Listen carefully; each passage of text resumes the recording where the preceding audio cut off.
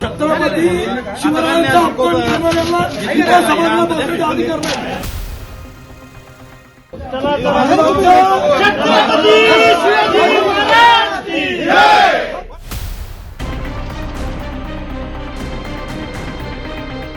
जवळ येऊन मला ढकललं आणि मला दबक्या आवाजात सांगितलं की लवकर निघून इथून बाहेर जा किंवा मग तुला आम्ही मारून टाकू म्हणे. इथपर्यंतचे जीवे मारण्याची धमकी सुद्धा त्यांनी आम्हाला दिली. नेमकं त्यांची बाजू काय हे जाणून घेण्यासाठी आज श्रीपाद छिंदम वास्तव खबर सोबत आहेत. वास्तव खबरशी ते बातचीत करणार आहेत. आज महानगरपालिकेमध्ये जो गोंधळ झाला, जो प्रकार घडला, नेमकं काय प्रकार होता तो? तर या नगरसेवकांचा जो आका आहे त्या आकाला कशा पद्धतीने मला खुश करता येईल अशा प्रकारची भूमिका घेऊन मी छिंदमला जास्ती जोरात बोलतो का मी छिंदमवर हात उचलतो आणि मग अशा प्रकारचं मी ऍक्शन दाखवली त्या सभेत तर मग माझा आका मला शाबासकी देईल. शहराचा आका म्हणजे कोण? या शहरामध्ये कोणत्या बी गोष्टी आहेत की आकाला विचारल्याशिवाय आणि परवानगी घेतल्याशिवाय होत नसतात. सभागृहामध्ये त्यांना विरोधकच ठेवायचं नसेल कदाचित, त्याच्यामुळे त्यांनी मला बाहेर काढलं. आमदारांच्या जर मनात असती गोष्ट तर त्यांनी मग श्रीपाद छिंदमांना पण पाडलं असतं ना. तुम्ही 8 वर्षामध्ये तुमची बाजू का नाही आतापर्यंत मांडली? त्यांना श्रीपाद छिंदम च्या बाबतीमध्ये ज्या मागचा इतिहास आहे तो बंदच करायचा नाही. तो पिक्चर चालूच ठेवायचा कायम. लोकांच्या मनामध्ये माझ्याबद्दल कायम विष पेरायचंय, कायम द्वेष निर्माण झाला पाहिजे अशा पद्धतीची भूमिका. तुम्ही याच्या मागे का नाही शिवजयंती साजरी केली? आज छत्रपती शिवाजी महाराज असते तर आज त्यांनी सुद्धा मला माफ केला असतं कदाचित. अहिल्यानगर महानगरपालिकेमध्ये आज एक प्रकार घडला. नेमकं नाण्याच्या 2 बाजू असतात. दुसरी बाजू काय आहे?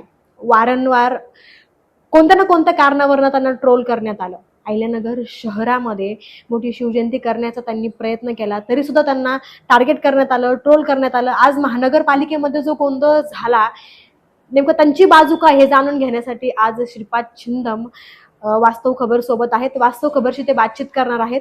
सर, वास्तव खबरमध्ये तुमचं स्वागत आहे. नमस्कार. आज महानगरपालिकेमध्ये जो गोंधळ झाला, जो प्रकार घडला, नेमकं काय प्रकार होता तो? सर्वप्रथम मी अहिल्यानगर वासियांचं सर्वांना नमस्कार करतो. आणि आज अहिल्यानगर महानगरपालिकेमध्ये सभेचं आयोजन होतं आणि ती सभा बजेटच्या विषयावर होती. म्हणजे अर्थसंकल्पाबाबत ती सभा होती. सभा सुमारे 1 वाजता चालू झाली आणि सभा सुरू झाल्यानंतर सन्माननीय महापौर यांच्या आदेशाने सभा सुरू झाली. आणि सभा सुरू झाल्यानंतर अनेक नगरसेवकांनी चर्चेमध्ये भाग घेतला. विविध विषयांवरती त्यांनी आपापले मुद्दे मांडले. त्याच्यानंतर मला सुद्धा संधी दिली गेली आणि मी बजेटच्या विषयावरती चर्चा करण्यास सुरुवात केली. माझा प्रश्न हा काही कोणाला राग येण्याचा आणि किंवा कोणाला काही द्वेष निर्माण होईल अशा प्रकारचा नव्हता.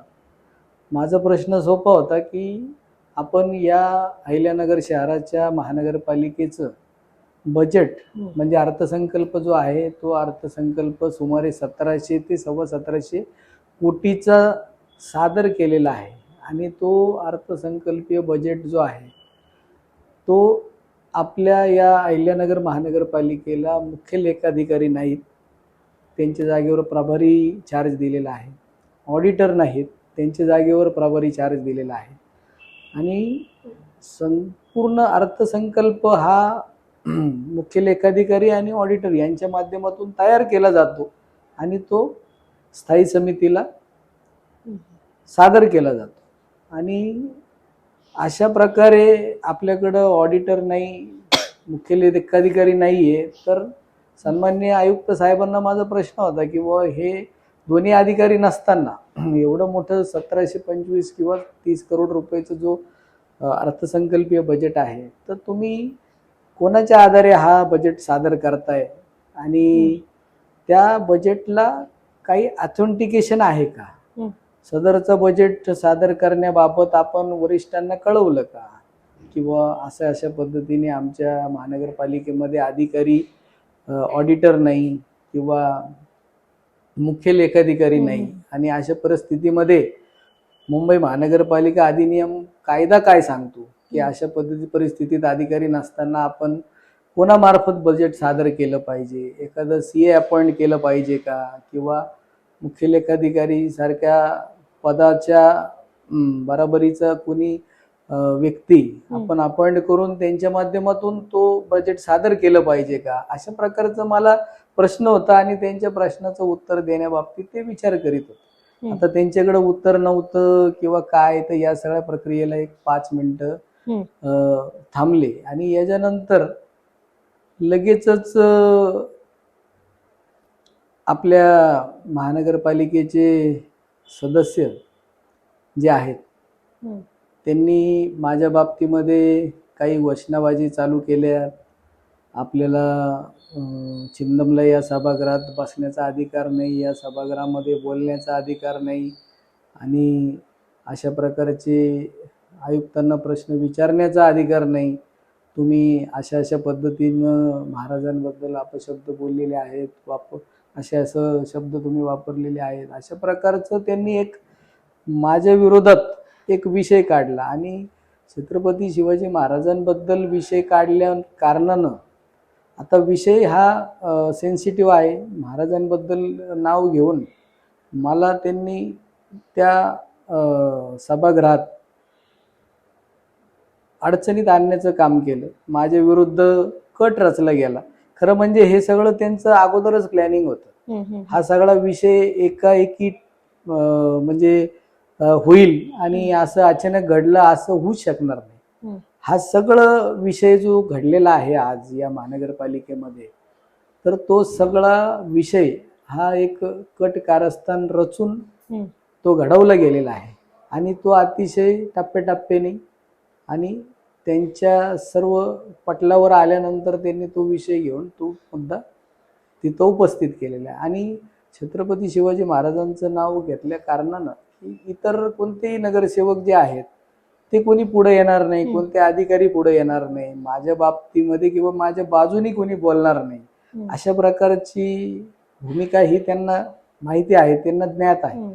त्याच्यामुळं अशा प्रकारचा विषय घेऊन त्यांनी सभागृहामध्ये मी अजून कोणते प्रश्न मांडू नये किंवा या सभागृहामध्ये त्यांना विरोधकच ठेवायचं नाही किंवा या सभागृहामध्ये जनतेच्या बाबतीमध्ये जे हिताचे प्रश्न आहेत ते कोणी मांडलेच नाही पाहिजे. आज नगर शहरामध्ये आपण जर पाहिलं की आपल्या शहरातील नागरिकांनी 52 नगरसेवक दिलेले आहेत सत्ताधारी पक्षाला आणि 52 नगरसेवक दिलेला असताना संपूर्ण नगर शहर आज त्रस्त आहे. घरपट्टीच्या बाबतीमध्ये, पाणीपट्टीच्या बाबतीमध्ये जो काही संकलित कर त्यांनी वाढवलेला आहे तो अतिशय या विषयावरती खूप म्हणजे ते नाराजी त्यांनी व्यक्त केलेली आहे. आपल्या या शहरामध्ये जो काही मॅपिंग झालेला आहे त्या मॅपिंगच्या माध्यमातून सर्व नगर शहरातील नवीन जुन्या घरांची पुन्हा एकदा फेरमोजणी झाली आणि त्या फेरमोजणीनुसार अनेकांना वेगवेगळ्या पद्धतीने पट्ट्या देण्यात आलेल्या आहेत आणि त्या पट्ट्यांवरती नागरिकांचा आक्रोश फार मोठ्या प्रमाणात या सत्ताधारींवर असेल किंवा सर्वांवरच त्यांचा आक्रोश निर्माण झाला. आणि या बाबतीमध्येच काही प्रश्न आमचे विचारणार होतो आम्ही आणि त्यावरती काहीतरी मार्ग कसा निघेल, या सर्व नगरकरांना त्या घरपट्टीच्या बाबतीमधून कसं सवलत आपल्याला घेऊन देता येईल अशा प्रकारची आमची आज भूमिका होती. आणि सभागृहामध्ये आपण सर्व नगरसेवक निवडून आल्यानंतर या शहराचे प्रश्न, या शहरातील नागरिकांचे प्रश्न तिथं मांडण्यासाठी जातो. हा काही सभेचा विषय नव्हता आज किंवा मला त्या सभेत बसू न देणं किंवा बाहेर काढणं. हा काही शहराचा मुद्दा आहे का? म्हणजे सभागृहात आपण जनतेचे प्रश्न घेऊन जातो, त्या सभागृहात श्रीपाद छिंदम हा विषयच नव्हता ना. तुम्ही शहराचे प्रश्न बाजूला ठेवून आणि एवढा मोठा 1725-30 करोड रुपयाचा जो बजेट सादर झालेला आहे त्याच्यावर चर्चा करणं पेक्षा माझ्यावरती अशा प्रकारचं विषय घेऊन आज मला त्या सभेतून बाहेर काढण्याचं षडयंत्र यांनी रचलेलं आहे. आणि हे जे काही 8-10-15 नगरसेवक जे आज माझ्या या सर्व सभागृहामध्ये माझ्या अंगावर धावले असतील किंवा मला धक्काबुक्की करून बाहेर काढण्याचा प्रयत्न केला, काही जणांनी जवळ येऊन मला ढकललं आणि मला दबक्या आवाजात सांगितलं की लवकर निघून इथून बाहेर जा किंवा मग तुला आम्ही मारून टाकू म्हणे, इथपर्यंतचे जीवे मारण्याची धमकी सुद्धा त्यांनी आम्हाला दिलेली आहे. त्यामुळं तिथं कोणत्याही प्रकारचा अनुचित प्रकार घडू नये. सभागृहाचं जी काही गरिमा आहे ती आपण जपलेली आहे. आपल्यामुळं अर्थसंकल्पीय बजेट असेल किंवा नागरिकांचे प्रश्न महत्त्वाचे होते, त्यामुळं तिथून आज हे सगळं प्रसंग पाहून त्यांनी मला धक्काबुक्की करून बाहेर काढलं. आणि अशा प्रकारची वागणूक जी मला त्यांनी दिली अतिशय म्हणजे निंदनीय आहे आणि लोकशाहीची गळचेपी करणारी आहे. आज मी या प्रभाग क्रमांक 10 मधून निवडून आलेलो आहे आणि प्रभाग क्रमांक 10 मध्ये 4 नगरसेवक आहेत. 4 नगरसेवकांमध्ये सगळ्यात जास्त मताधिक्य मला मिळालेलं आहे. बाकीचे 3 नगरसेवक भारतीय जनता पार्टीचे निवडून आलेले आहेत त्यांच्या चिन्हावर आणि माझा प्रतिस्पर्धी जो आहे त्यांच्यापेक्षा 3000च्या जास्त मताधिक्याने मी निवडून आले अपक्ष म्हणून. तर अशा परिस्थितीमध्ये मला या भागातील जनतेने त्यांचे प्रश्न, त्यांचे जे काही समस्या आहेत ते सभागृहापर्यंत पोहोचवणं आणि सभागृहातून त्या गोष्टी मंजूर करून घेण्यासाठी पाठवलेलं आहे. आणि लोकशाहीने तो मला अधिकार दिलेला आहे त्या सभागृहात बसून काम करण्याचा आणि माझे प्रश्न मांडण्याचा. जनतेने तुम्हाला निवडून दिलं, जनतेचे प्रश्न घेऊन तुम्ही सभागृहात आता तुमचं एक संविधानिक पद आहे तुमच्याकडे. आज जो प्रकार आज तो घडलाय, काय वाटतं तुम्हाला याच्याबद्दल? आज जो काही प्रकार त्या सभागृहात घडलाय हे पाहून तुम्हाला असं वाटत नाहीये का की या शहरामध्ये कुठंतरी दंडनशाहीचा प्रकार तुम्हाला दिसून येत नाहीये का?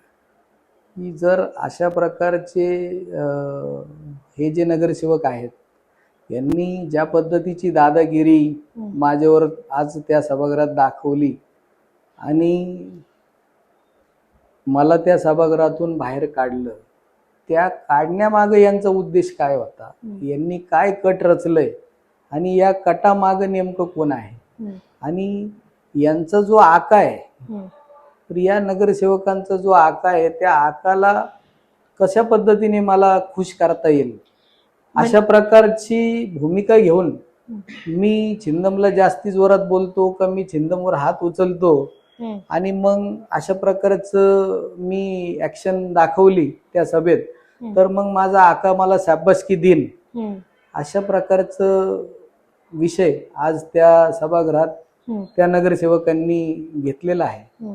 आणि विषय जो घेतला त्यांनी माझ्या बाबतीत तर तो एक सेन्सिटिव्ह विषय आहे आणि वारंवार तो विषय काढून तो विषय कायम ज्वलंत ठेवायचा. छिंदमच्या बाबतीमध्ये जो काही विषय घडलेला आहे तो ज्वलंत ठेवायचा, तो संपू द्यायचा नाही. कायम हा विषय काढून छिंदमला ट्रोल करायचं, छिंदमला कैचीत पकडायचं, वारंवार या विषयावरती आरोप करायचे आणि अशा प्रकारची भूमिका त्यांनी आज त्या सभागृहामध्ये केलेली आहे. जे नगरसेवक होते, तुम्ही आता जो उल्लेख केला की त्यांचा जो आकार आहे, काय प्रकरण नेमकं काय कारण आहे त्रास द्यायचं किंवा याच्या मागे जे षडयंत्र त्यांनी केले, जे कट त्यांनी रचलेलं आहे, नेमकं काय प्रकार आहे? का सत्ताधारी आहेत म्हणून की महानगरपालिकेमध्ये विरोधकच नाही ठेवायचे, मनमानी कारभार करतात त्याच्यासाठी त्या सगळ्या गोष्टी चालू आहेत का? आता याच्या माग या संपूर्ण नगर शहरामध्ये 68 नगरसेवक आहेत आणि त्या 68 नगरसेवकांमध्ये मी एकच अपक्ष नगरसेवक म्हणून निवडून आलेलो आहे. आता या शहराच्या आकानी ज्या ज्या नगरसेवकांना पाडायचं आणि त्यांना कसं कोंडीत पकडायचं आणि त्यांचं कसं महानगरपालिकेतून पराभव करायचा तो घडवून आणला आणि त्या पद्धतीने सगळ्या गोष्टी घडल्या गेलेल्या आहेत. शहराचा आकार म्हणजे कोण? आता हे जे नगरसेवक आहेत त्यांचा आका हा सर्वस्कृत आहे ना. या शहरामध्ये कोणाचं चालतं हे तर तुम्हाला परिचितच आहे. म्हणजे तुम्हाला सरळ म्हणणं आहे, शहराचे जे आमदार आहेत संग्राम भाई जगताप यांच्याकडून सत्ताधारी आहेत, त्यांच्याकडून वारंवार त्रास देण्याचा प्रयत्न होतोच आहे ना. त्यांनी आज दाखवून दिलेलं आहे.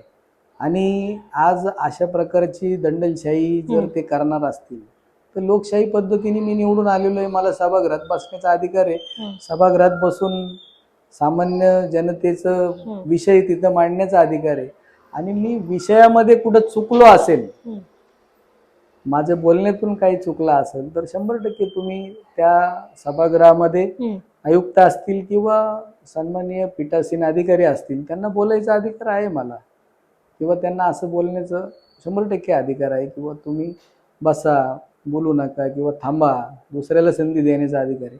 पण दुसऱ्या कोणत्या सदस्याला मला तुम्ही बोलू नका आणि तुम्ही या सभागृहाच्या बाहेर जा असं बोलण्याचा अधिकार कोणाला मला नाही. आणि ज्यांनी जे काही नगरसेवकांनी आज जो काही हा प्रकार केला, जी काही वर्तणूक माझ्या बाबतीत केलेली आहे, याच्या बाबतीत मी येत्या 2-4 दिवसातच हायकोर्टात रिट पिटिशन दाखल करणार आहे. आणि माझ्या बाबतीमध्ये जे काही प्रकार त्यांनी आज घडवलेला आहे हा असंविधानिक आहे. संविधानाने मला पद दिलेलं आहे, मला लोकशाही पद्धतीने मी जनतेमधून निवडून आलेलो आहे, त्या सभागृहात बसण्याचा मला संपूर्ण अधिकार आहे. आणि असं तुम्ही कोणालाही, कोणत्याही सदस्याला सभागृहामधून बाहेर काढून टाकणं, धक्काबुक्की करून, हे त्यांना कोणी अधिकार दिलेलं नाही. तुम्ही नेमकं हे षडयंत्र करायचं किंवा जाणून बुजून त्रास द्यायचं काम करायचं, नेमकं काय कारण याच्या मागं? तुम्ही कॉम्पिटिशन आहेत का त्यांना कुठे, किंवा नेमकं विधानसभेमध्ये किंवा लोकसभेमध्ये त्यांच्याकडून काही मागणी झालेली आहे का? त्यांच्याकडून काही मदत मागितलेली आहे का तुम्हाला? त्यांचे काही नगरसेवक तुमच्या आज कॉन्टॅक्ट मध्ये आहेत का? त्यांचे नावं नका सांगू, पण आहेत का कॉन्टॅक्ट मध्ये? कसं आहे मॅडम की मी आज या महानगरपालिकेच्या माध्यमातून एक माझ्या प्रभाग क्रमांक 10 मध्ये मी गेल्या 3 टर्म पासून मी निवडून येतोय. ही माझी 3री टर्म आहे. मी 3दा या प्रभागातून निवडून आलेलो आहे. या प्रभागातील नागरिकांचं जे काही प्रश्न असतील, समस्या असतील, ते सोडवून मी वारंवार या प्रभागात चांगलं काम केलं असल्यामुळे त्याची कामाची पावती मला या प्रभागातील नागरिकांनी दिलेला आहे. आणि मी कोणाचा कॉम्पिटिटर आहे किंवा मला काही, मी त्यांचं प्रतिस्पर्धी आहे किंवा मला असं कोणत्याही प्रकारचं विषय माझा नाही आहे. मी काही त्यांचं प्रतिस्पर्धी नाही आहे. मला काही एवढ्या मोठ्या प्रकारचं राजकारण करायचंय असं कोणत्याही प्रकारची भूमिका मी आजपर्यंत मांडलेली नाही आहे. मी आजपर्यंत त्यांच्या विरुद्ध कोणती स्टेटमेंट केलेलं नाही. असं असताना देखील वारंवार मला कुठंतरी अशा प्रकारे विषय घेऊन कैचित पकडण्याचं काम, मला त्रास देण्याचं काम, माझ्या खाजगी जीवनामध्ये किंवा सार्वजनिक जीवनामध्ये वारंवार असं त्रास देण्याचं काम मला हे करतात. तर ते का करतात आणि त्यांचं याच्या मागचा हेतू काय आहे? आता आजच्या विषयावरतून आपण एवढंच अंदाज बांधू शकतो की सभागृहामध्ये त्यांना विरोधकच ठेवायचं नसेल कदाचित, त्याच्यामुळे त्यांनी मला बाहेर काढलं, किंवा त्यांच्या मनात अजून काय आहे ह्याची कल्पना आपण नाहीच करू शकत. त्यांनी आज ज्या मुद्द्यावरनं तुम्हाला सभागृहाबाहेर पाडला, आपण त्या मुद्द्याकडे जाऊ.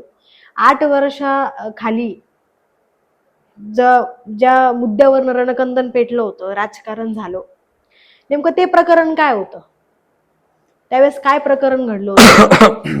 जे काही 8 वर्षाखाली माझ्या विरुद्ध काही राजकीय नेत्यांनी षडयंत्र रचून मला अडकवण्याचं काम जे केलेलं आहे, खरं म्हणजे जर तुम्ही छत्रपती शिवाजी महाराजांच्या बाबतीमध्ये जर माझं प्रेम किती आहे हे सांगण्याचा प्रसंगच कधी आला नाही. तर आज तुम्ही विचारलं त्या प्रश्नावरती मी तुम्हाला सांगू इच्छितो की 2016-17 मध्ये मी उपमहापौर झालो. आणि त्या 2016-17 मध्ये उपमहापौर झाल्यानंतर मला माझं उपमहापौर कार्यालयामध्ये पदभार स्वीकारण्याच्या बाबतीमध्ये मी थांबलो होतो. हम्म, मी त्या त्या उपमहापौर कार्यालयामध्ये हम्म, छत्रपती शिवाजी महाराजांचा फोटो नव्हता. फक्त महापौर कार्यालयामध्ये छत्रपती शिवाजी महाराजांचा फोटो होता. हम्म, 16-17च्या कार्यकाळामध्ये मी उपमहापौर झालो आणि मी पदभार स्वीकारण्याच्या अगोदर मी माझ्या नगरसेवक निधीमधून हम्म. मी पदभार स्वीकारण्याच्या अगोदर फोटो हा त्या भिंतीवर लागला पाहिजे छत्रपतींचा असा आग्रह धरून मी पदभार स्वीकारण्याच्या अगोदर मी तो छत्रपतींचा फोटो त्या उपमहापौर कार्यालयामध्ये मी लावलेला आहे. हम्म, हम्म, माझं जर छत्रपतींबाबतीत प्रेम नसतं तर मी तो फोटो लावला हम्म, नसता. तर तो फोटो मी लावलेला आहे. तुम्ही आज त्या फोटोच्या मागं त्या महानगरपालिकेत माहितीच्या अधिकारात मागणी करा की या फोटो कोणाच्या निधीने लावलेला आहे आणि कोणाच्या संकल्पनेतून लावलेला आहे याची मागणी कोणी केलेली आहे. हम्म, तर मी सुद्धा याच्या अगोदर सुद्धा शिवजयंती केलेले आहेत. हम्म. आम्ही सुद्धा छत्रपतींचं जय जयकारच केलेला आहे. परंतु 2018 काही राजकीय वैमनस्यातून यांनी मला एक कचाट्यात पकडून हम्म, माझं राजकीय अस्तित्व संपवण्याचे हेतूने असा जो काही प्रकार त्यावेळेस घडवला गेला. त्याच्यानंतर मग काही असे काही षडयंत्र झाले. त्याच्यातून मला अनेक माझ्या वैयक्तिक जीवनामध्ये माझ्या परिवाराला सुद्धा खूप मोठा त्रास झालेला आहे. त्यामुळं मी थोडं राजकारणातून अलिप्त झालो होतो त्याच्यानंतर. आणि त्यानंतर 2018 निवडणुका लागल्या. निवडणुका लागल्यानंतर मी पुन्हा उमेदवारी या प्रभागामध्ये केली आणि मी पुन्हा 2018 सुद्धा निवडणूक जिंकलेली आहे. नागरिकांमधून मी जिंकलेलो आहे. असं वारंवार आज मी 3दा नागरिकांमधून लोकशाही पद्धतीने निवडून येत आहे. आणि अशा पद्धतीने निवडून येत असताना सुद्धा वारंवार यांनी हे माझं पद सभागृहाचा विषय पत्रिकेवर विषय घ्या, माझं पद रद्द करा अशी मागणी करून माझं पद रद्द करण्यामध्ये काय हेतू यांचा हे मला काही कळत नाही. नेमकी तीची 2018 साली जी रेकॉर्डिंग व्हायरल झाली होती तो आवाज तुमचाच होता की कुणी ते कटकारस्थान केलं होतं? किंवा अनेक आता म्हणजे टेक्नॉलॉजी खूप पुढे गेलेली आहे. आवाज एकाचा आपण अनेक अशा गोष्टी करू शकतो, मिमिक्री करू शकतो, बऱ्याच गोष्टी होतात. 100% तुम्ही चांगला प्रश्न केला की त्यावेळेस मी स्वतः घटना झाल्यानंतर SP साहेबांना फोन करून मी ज्या ठिकाणी होतो त्या ठिकाणी त्यांना बोलून घेऊन मी स्वतः हजर झालो. आणि मी हजर झाल्यानंतर मी पोलीस स्टेशनला हजर झालो SP साहेबांजवळ. आणि हजर झाल्यानंतर मला न्यायालयीन कोठडीत पाठवण्यात आलं. आणि अशा परिस्थितीमध्ये माझ्या उपमहापौर पदाचा राजीनाम्याचं पत्र मी आत गेल्यानंतर कोणी सादर केलं? माझा राजीनामा कोणी घेतला? याच्या माग हे सगळं कट कारस्थान रचून माझा राजीनामा त्यांना घ्यायचा होता. मला त्या पदावरून हटवायचं होतं. मला त्या वेळेस मी ज्या पद्धतीने या शहरामध्ये काम करत होतो भारतीय जनता पार्टीच्या माध्यमातून अनेक चांगले प्रश्न मी या शहरामध्ये सोडवलेले आहेत. अनेक चांगल्या पद्धतीने विकासाच्या बाबतीमध्ये राज्य सरकारकडून निधी सुद्धा या महानगरपालिकेकडून साठी उपलब्ध करून दिलेला आहे. माझं चांगलं काम होतं. परंतु कुठंतरी यांना कैचित पकडून अडचणीत आणावं अशा प्रकारचं षडयंत्र म्हणजे थोडक्यात महापौर पदावरून उपमहापौर पदावरून तुम्हाला हटवायचं म्हणून हे षडयंत्र करण्यात आलं आणि तुम्हाला कुठेतरी बदनाम करण्याचा यांनी प्रयत्न केला. 100%. आणि या सगळ्या बाबतीमध्ये असं सगळं घडलेलं असताना देखील मी छत्रपती शिवाजी महाराजांबाबतीमध्ये माफी मागितलेली अनेक वेळा. आणि त्यांचं जय जयकार सुद्धा त्याच्या अगोदरही करत होतो, आजही करतो. तुम्ही तर पाहिलं असेल की आत्ताच्या 6 मार्चला शिवजयंती जी होती, मला वाटतं तिथीनुसार ती शिवजयंती होती. आणि त्या शिवजयंतीत यावेळेस सुद्धा मी मोठ्या प्रमाणात भाग घेतला आणि चांगल्या पद्धतीने मी या नगर शहरामध्ये शिवजयंती साजरी केली. जर खरंच आपल्या शहरामध्ये शिवप्रेमी जर असतील तर एखादी व्यक्ती शिवजयंती साजरी करतोय, छत्रपती शिवाजी महाराजांचा जय जयकार करतोय आणि तो करू नये म्हणून अनेक संघटना असतील, त्या संघटनेच्या पाठीमाग त्यावेळेस कोण होतं आणि त्यांना ते कोणी करायला लावलं की माझं तो काही कार्यक्रम यशस्वी होऊ नये किंवा तो कार्यक्रम मी करू नये, अशा प्रकारचा अनेक त्यांनी प्रयत्न केले आणि माझा कार्यक्रम हाणून पाडण्याचं त्यांनी काम केलं. असं करायची काही गरजच नव्हती मला तरी वाटतं, कारण आपण आज कार्यक्रम करतोय, आपण संबंध देशामध्ये जय जयकार करतोय आणि आज प्रत्येक माणूसामध्ये बदल होतोय. तो आपल्या महाराजांबद्दल जयंती आज छिंदमनी केली, उद्या अजून 4 लोकांनी जास्ती केली पाहिजे अशी भावना तुमच्यामध्ये असली पाहिजे आणि तुम्ही उलट प्रोत्साहित केलं पाहिजे. आज आपण चांगलं कार्य करतोय, तो पण सार्वजनिक कार्यच होतं. आज त्या माझ्या भागातल्या सर्व समाज बांधवांनी, सर्व सदस्यांनी, सर्व प्रभागातील नागरिकांनी, महिलांनी, बालकांनी सर्वांनी त्या कार्यक्रमात सहभाग घेतला. अतिशय उत्साहवर्धक वातावरणामध्ये तो कार्यक्रम पार पडला. तेव्हा सुद्धा तुम्हाला तुमचे जे पोस्टर लागले होते, तुमच्या पोस्टरच्या पण आसपास किंवा वरती खाली असं शहराचे जे आमदार आहेत त्यांचे पोस्टर होते, आम्ही ते बघितलं. त्याच्यानंतर सुद्धा तुम्हाला तडीपार करण्यात आला. आता मला तर त्या तडीपार करण्याबाबतीत काही कल्पना नव्हती, कारण मला तर कोणी काही तसं आदेश मला दिलं आणि माझी काही सही त्यांनी रिसिव्ह म्हणून घेतली किंवा मला तो नोटीस बजावला असं काही मला तर कल्पना नव्हती काही. आता मला माध्यमांच्या द्वारे नंतर कळालं किंवा त्यांनी अशी कारवाई माझ्यावरती केली होती, तर त्याची काही कल्पना मला नव्हती. परंतु हे करण्यामागचं षडयंत्र कोणाचं आहे, त्यांना का वाटलं असं किंवा मला त्या कार्यक्रमामध्ये तो कार्यक्रम घडू नये आणि मला कार्यक्रमाच्या ठिकाणाहून बाहेर काढण्यात यावा, अशा प्रकारची जे कोणी कृत्य केलेलं आहे ते त्यांच्या मनालाच माहिती आहे. आता त्यांना का असं पद्धतीने त्यांनी वागणूक दिली किंवा अशा पद्धतीने त्यांनी का केलं काम.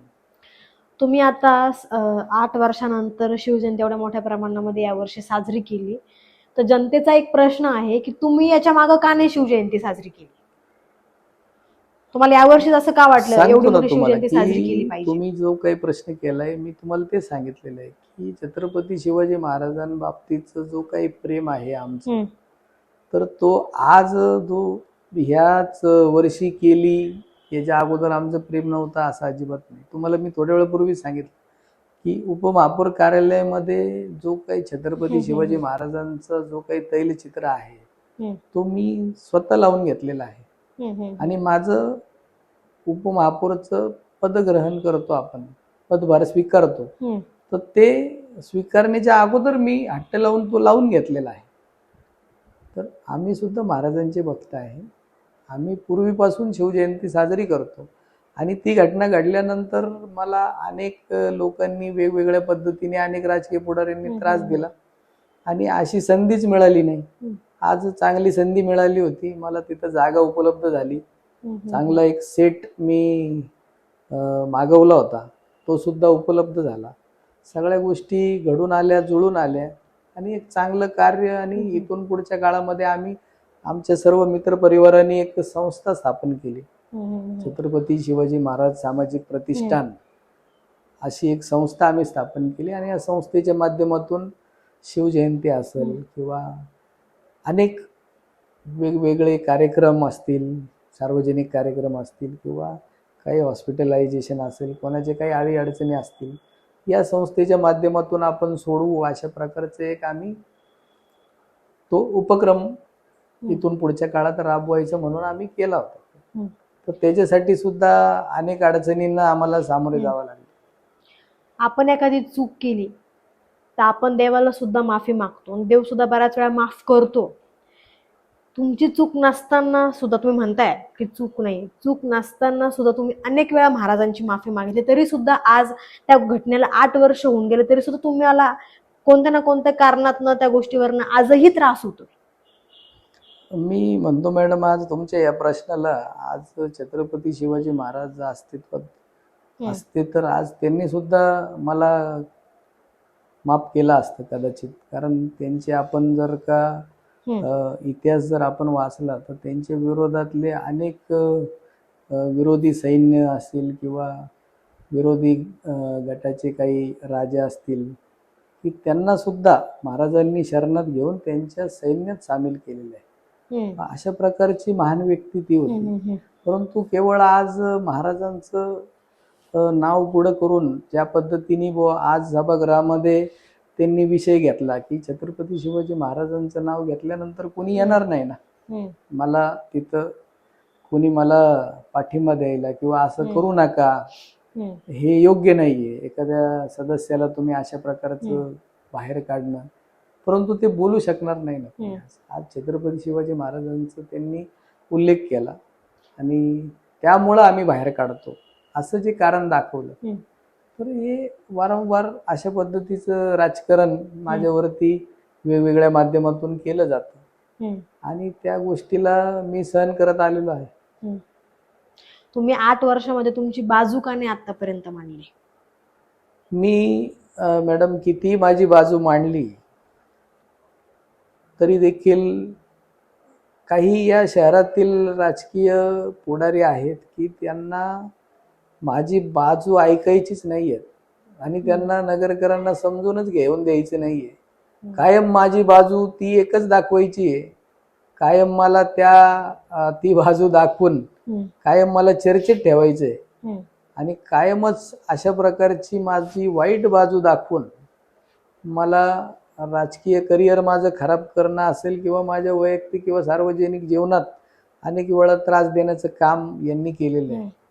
त्यामुळं हे मी जरी किती माझी बाजू मांडण्याचा प्रयत्न केला तरी देखील आता मी आज छत्रपती शिवाजी महाराजांची जयंती साजरी करत होतो तर यांनी त्यावरती सुद्धा असे ट्रोल केले की तुम्ही जयंती साजरी केली म्हणून तुम्हाला महाराजांनी माफ केलं नाही वगैरे वगैरे. असं मी तो धोरण धरून थोडी शिवजयंती साजरी केली.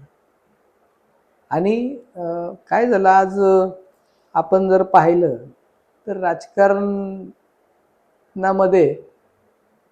अशा प्रकारे एखाद्या व्यक्तीला कोणत्या तरी अडचणीत सापडल्यानंतर त्याला ती कायम अडचण त्याची ती समोर आणून त्याला वारंवार त्या अडचणीवरती वार करणं, तो विषय ज्वलंत ठेवणं, अशा प्रकारचे गलिच्छ राजकारण या नगर शहरामध्ये चालू आहे.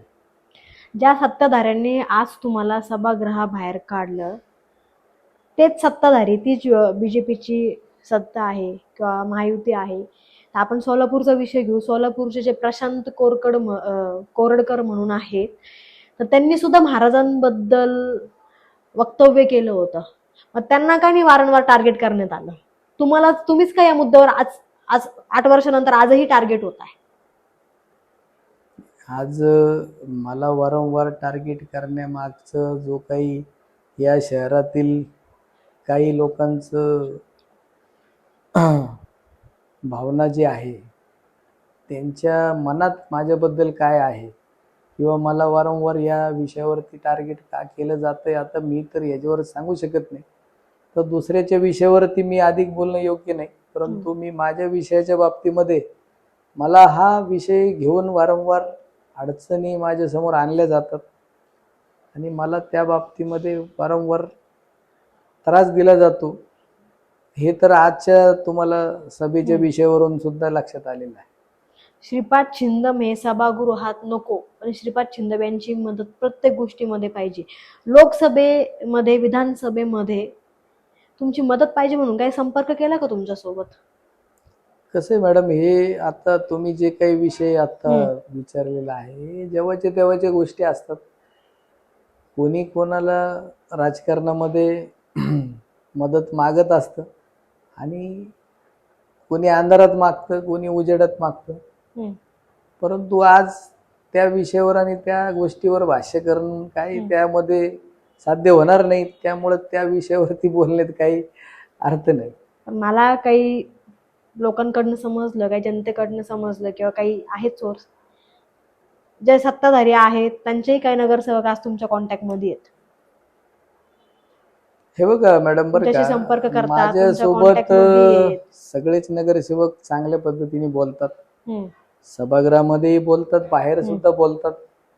परंतु ज्या वेळेस अशी काहीतरी परिस्थिती निर्माण होती, तर त्यांच्या मनात जरी असेल की माझ्या बाबतीत काहीतरी वाईट घडतंय, हम्म, परंतु विषय असं घेतल्यामुळं त्यांना मला मनात जरी मदत करायची भूमिका असेल तरी ते करू शकत नाहीये. करू शकत नाही. तर आज देखील अनेक लोकप्रतिनिधी नगरसेवकांचे मला फोन आले हम्म, किंवा जो काही प्रकार झाला तो चांगला झाला नाही, हम्म, जे काही वर्तन आज त्यांनी केलेलं आहे हे असंविधानिक आहे हम्म, आणि असं घडायला नको होतं. मी कोणत्या राजकीय पक्षाचे नगरसेवक आहेत असं अजिबात बोललेलो नाही. माझ्या SP ऑफिसला मी गेलो त्यावेळेस मी काही पत्रकारांना सांगितलं, तर तेव्हा पण मी कोणत्या पक्षाचे नगरसेवक आहेत असं बोललो नाही. हम्म, मला कोणत्याही पक्षाबद्दल काही बोलायचं नाहीये, कारण पक्ष काही नगरसेवकांना असं करा म्हणून सांगत नसतं. त्यामुळं ही त्या आज जी काही घटना घडली ती काही 8 ते 15 नगरसेवक जे होते ती त्यांची भूमिका ही स्वतंत्र आहे आणि ते पक्ष म्हणून तो बाजू मांडतायत असं मला म्हणायचं नाहीये.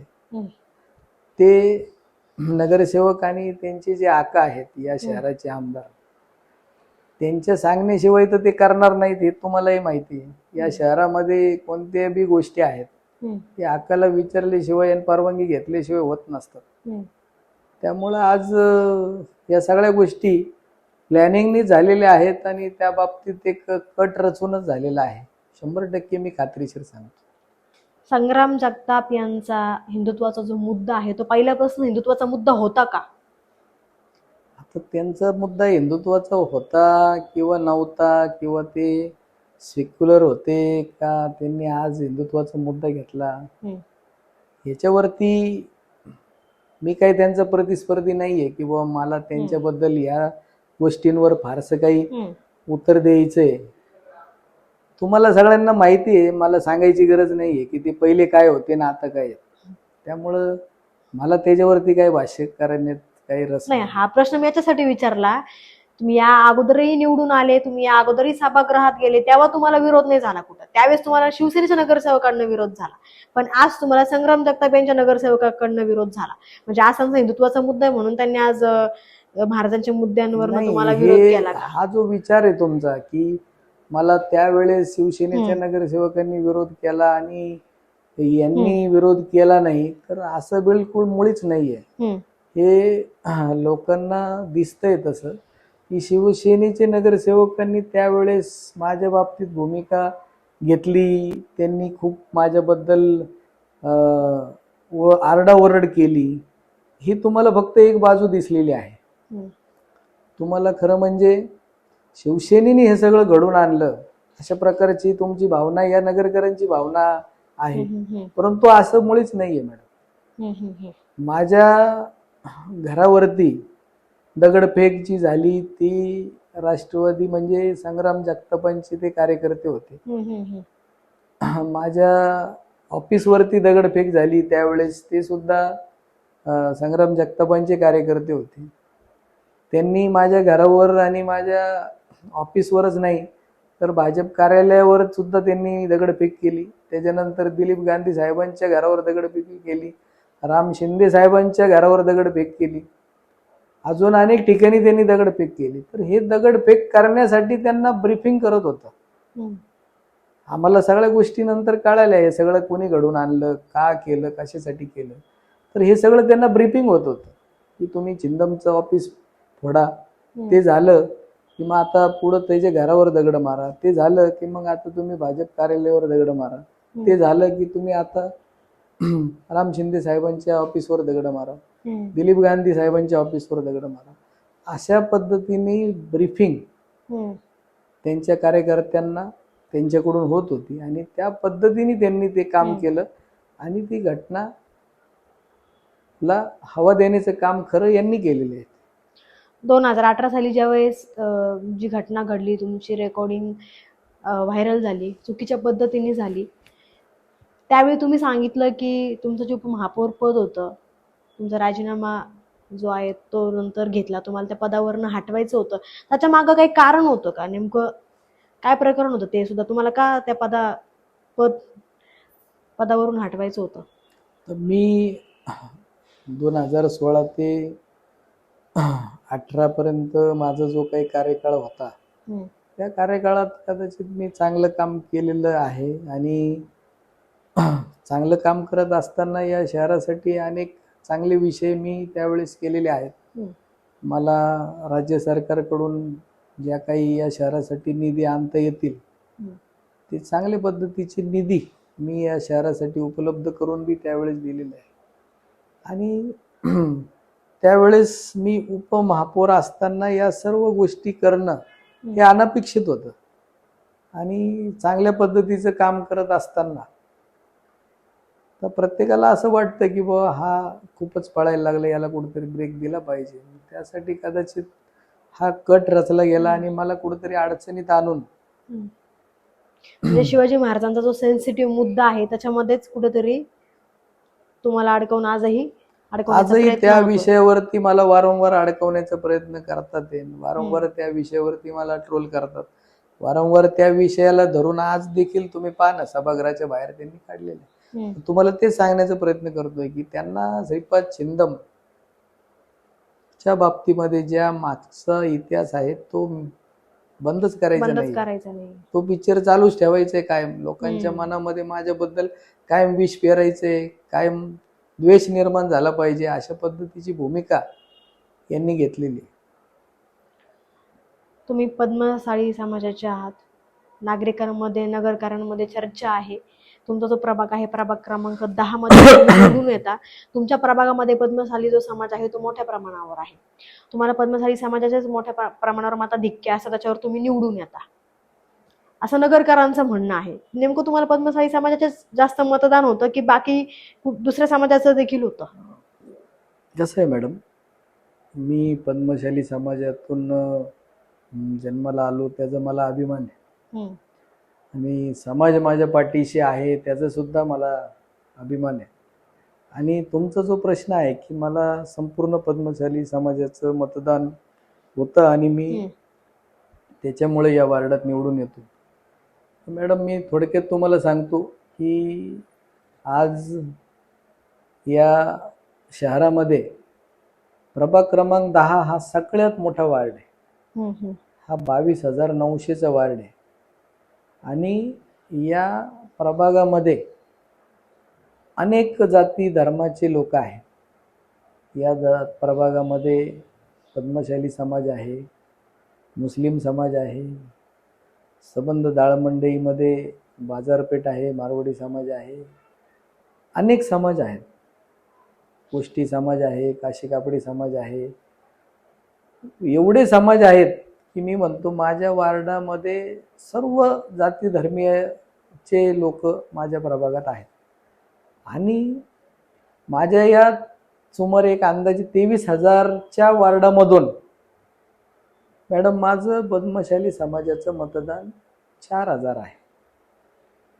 आणि मला पडलेली जी मतं आहेत ही 8,000च्या पुढं आहे. आता 4,000 जे माझे पद्मशाली समाजाचे मतदान आहे, मतदानाची जी टक्केवारी आपण म्हणतो तर ती 65 ते 70% मतदान झालं.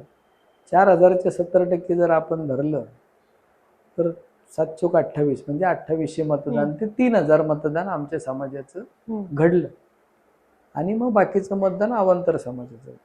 आता माझ्या प्रतिस्पर्धी जो उमेदवार होता तो यावेळेस माझ्याच समाजाचा बांधव होता.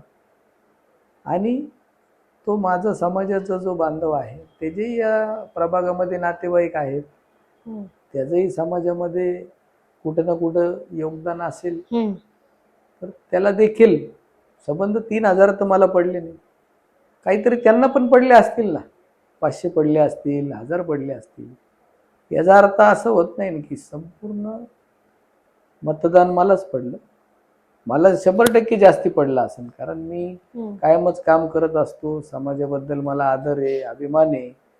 मी समाजाच्या आराध्य दैवत आमचे मार्कंडे स्वामींचं मंदिर आम्ही हाती घेतलेलं आहे. आमच्या समाजात काही मंगल कार्यालय आम्ही उभे केलेले आहेत. अजून विविध काही प्रश्न आहेत ते आम्ही कायमच सोडवण्याचा प्रयत्न करत असतो. त्यामुळे चांगलं काम माझं समाजात आहे. 100% समाज माझ्या पाठीशी आहे.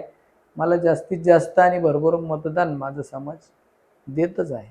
परंतु एवढ्या 8 ते 8.5 हजाराचं जे मतदान झालेलं आहे, त्या मतदानामध्ये सगळंच मतदान हे समाजाचं आहे असं म्हणता येणार नाही. अवांतर समाजाने सुद्धा मला मतदान केलेलं आहे. या आणि सर्व डब्यामध्ये, म्हणजे या प्रभागामध्ये माझ्या अंदाजे 27 फेऱ्या होत्या. त्या 27 डब्यामध्ये प्रत्येक डब्यात मी पुढं आहे. प्रत्येक डब्यात मी पुढं आहे म्हणजे याचा अर्थ काय, की प्रत्येक परिसरामध्ये जे वेगवेगळे समाज असतील त्या सर्वच समाजाच्या लोकांनी मला मतदान केलेलं आहे. त्यामुळं सर्वांचं मतदान मला झालेलं आहे.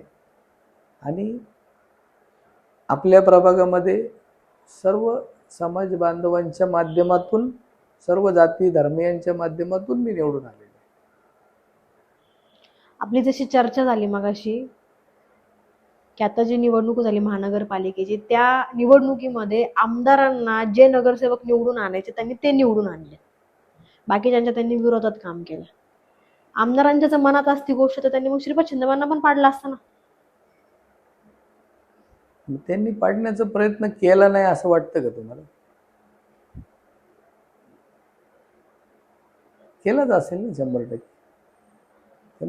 त्यांना मी असं तुम्ही बघितलं, आज जर त्यांच्या नगरसेवकांना मी पसंत नाहीये तर हे फक्त आज उघड झालेलं आहे. आज त्या सभागृहामध्ये जे काही घडलं हे आज पिक्चर खरं म्हणजे उघड झालं. हे लोकांसमोर आज यायला लागले की याच्या मागचं, पडद्या मागचं कलाकार कोण आहे आणि या कलाकारांचा आका कोण आहे हे आज कळालं. बरोबर आहे की नाही? तर हे आम्हाला पूर्वीपासूनच कल्पना आहे ना, आम्हाला माहिती आहे या सगळ्या गोष्टी. परंतु माझ्या प्रभागामध्ये माझ्यासोबत मतदार आहेत आणि कुणी माझ्या विरोधात काम केलं म्हणून मी, आणि कुणी ठरवलं म्हणून मी पडल असं कधीच होत नसतं. मीच नाही तर कोणताही उमेदवार असं माझ्या जागी, की एखाद्या व्यक्तीने ठरवलं की बाबा छिंदमला पाडायचं आणि तो पडल असं होत नसतं. छिंदमला किंवा अन्य माझ्या जागेवर कोणी असो त्याला पाडणं किंवा निवडून आणणं हा संपूर्ण विषय हा मतदारांच्या हातात असतो. मतदार राजा कोणाला पाडायचं आणि कोणाला निवडून आणायचं हे मतदार राजा ठरवत असतो. तो स्वतःचा मालक आहे. मतदार राजा ठरवल्यानंतरच माझा विजय झालेला आहे. बरोबर आहे.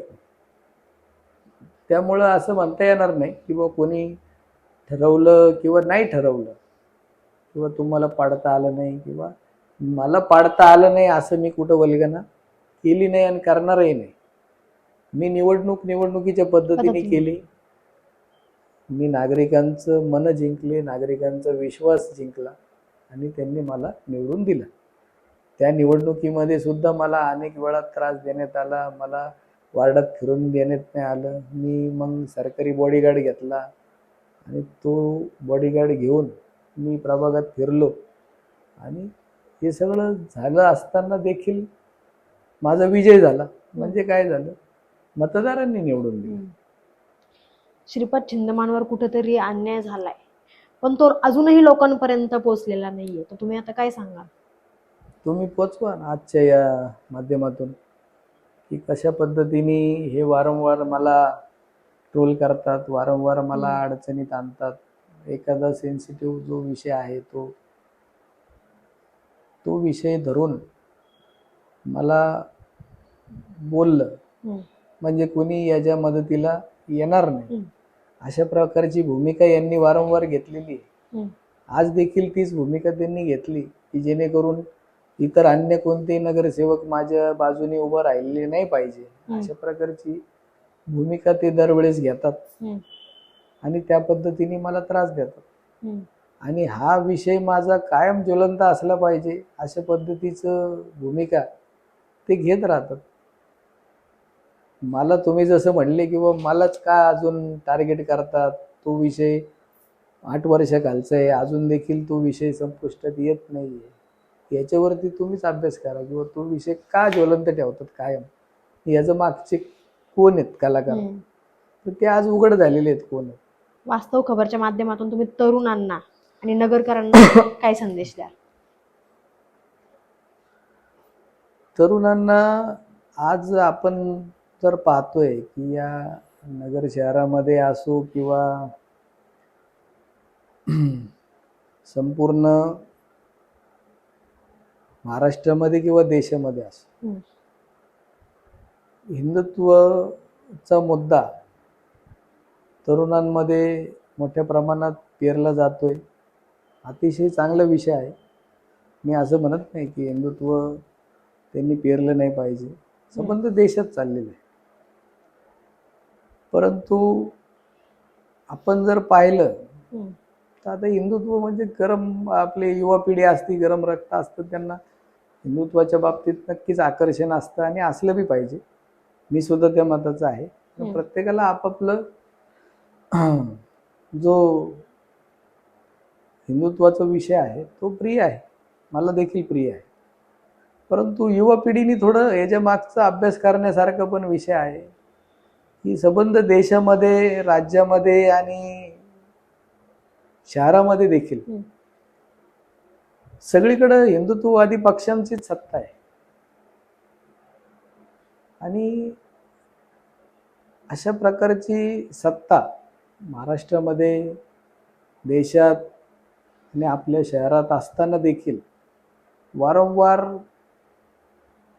वरिष्ठ पातळीवरती, राज्य स्तरावरती आणि शहरामध्ये हिंदू खतरे में है, बटेंगे तो कटेंगे किंवा अशा काही घोषणा आपल्या युवकांमध्ये पेरलं जातं.